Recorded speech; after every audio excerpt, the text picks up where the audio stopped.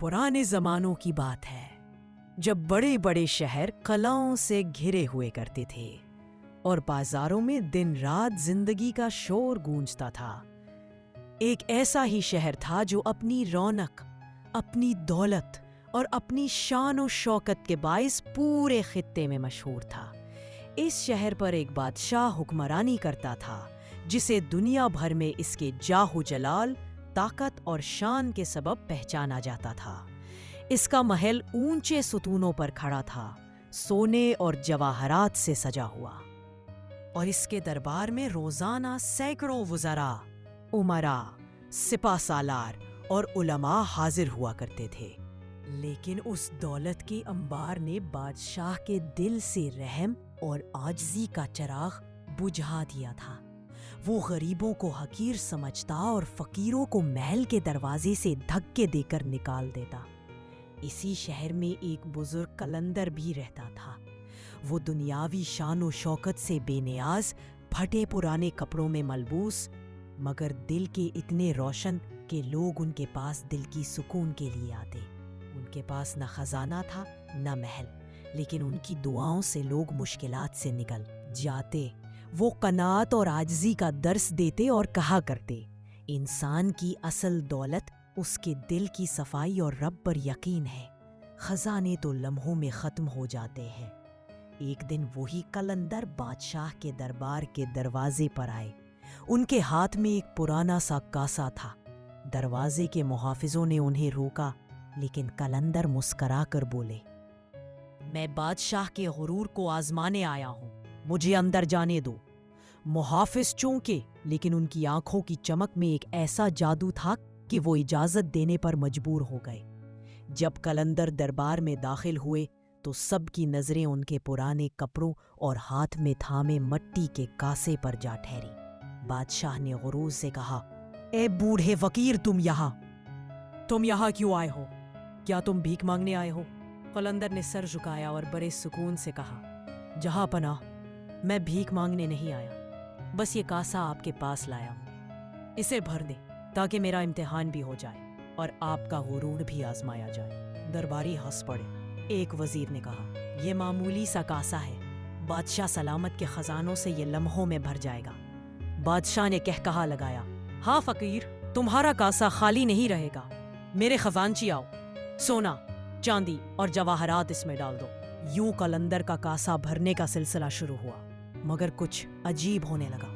बादशाह ने इशारा किया तो खजानची आगे बढ़ा। उसने सोने के सिक्के भर भर कर कलंदर के पुराने कासे में डालने शुरू किए। सोने के सिक्के गिरते गए, लेकिन कासा वैसा ही खाली दिखाई देता रहा। दरबारी पहले तो हंस रहे थे, लेकिन जब एक थैली, फिर दूसरी, फिर तीसरी थैली डालने के बाद भी कासा ना भरा तो उनके चेहरों पर हैरत छा गई। बादशाह ने समझा शायद कम सोना डाला गया है। उसने हुक्म दिया, पूरा खजाना ले आओ, देखता हूँ ये कासा कब तक खाली रहता है। मुहाफिजों ने संदूक पर संदूक लाए। जवाहरात के ढेर कासे में डाले गए, लेकिन हर बार वो खाली ही नजर आया, जैसे अंदर कोई इंतहा ना हो, जैसे ये कासा जमीन के पेट की तरह सब कुछ निगल रहा हो। दरबार में सन्नाटा छा गया। खुशामदी वजीर, जो हमेशा बादशाह के गुरूर में शरीक रहते थे, अब पसीने में शराबूर थे। उनके दिल में ये सवाल जन्म ले रहा था कि आखिर ये कैसे मुमकिन है। बादशाह के चेहरे का गुरूर आहिस्ता आहिस्ता गायब होने लगा, लेकिन फिर भी उसने हठ धर्मी से कहा, मजीद लाओ, मेरे खजाने खत्म नहीं होंगे। घंटों तक ये सिलसिला चलता रहा। खजांचियों ने गोदाम खाली कर दिए। सोना, चांदी, मोती, जवाहरात। दरबार के सुतूनों पर लटकते मिशलों की रोशनी में बादशाह का चेहरा बिल्कुल बदल चुका था। वो गुरूर जिसकी झलक उसकी आंखों में हमेशा दिखाई देती थी, अब पिघल चुका था। वो शख्स जो हमेशा तख्ते शाही पर बुलंद होता, अब एक कलंदर के कदमों में बैठा था।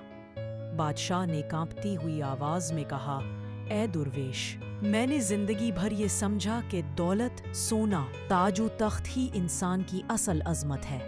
मैंने अपनी रयाया को भी इसी तराजू में तोला, मगर आज जान गया हूँ कि मेरा सारा खजाना एक खाली कासा तक न भर सका। یہ کیسا دھوکا تھا جس میں میں مبتلا رہا۔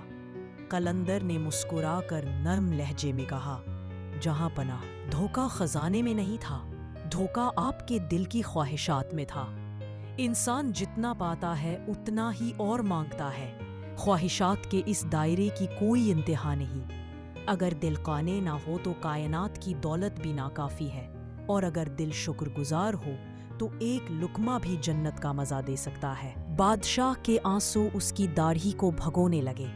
درباری دم بخود تھے۔ وہ منظر جو کبھی خواب میں بھی نہ دیکھا تھا آج حقیقت بن گیا تھا۔ بادشاہ ایک فقیر کے آگے جھکا ہوا تھا۔ کچھ لمحے خاموشی میں گزرے، پھر بادشاہ نے اپنے ہاتھ آسمان کی طرف اٹھا کر کہا، اے پروردگار، میں نے اپنی عمر غرور اور لالچ میں ضائع کی، مجھے معاف فرما اور مجھے قناعت کی دولت عطا کر۔ پورے دربار میں سنسنی دوڑ گئی۔ درباری ایک دوسرے کو دیکھنے لگے۔ وہ بادشاہ جس کا غرور صورت سے بھی اونچا تھا، آج عاجزی میں مٹی سے بھی نیچا دکھائی دے رہا تھا۔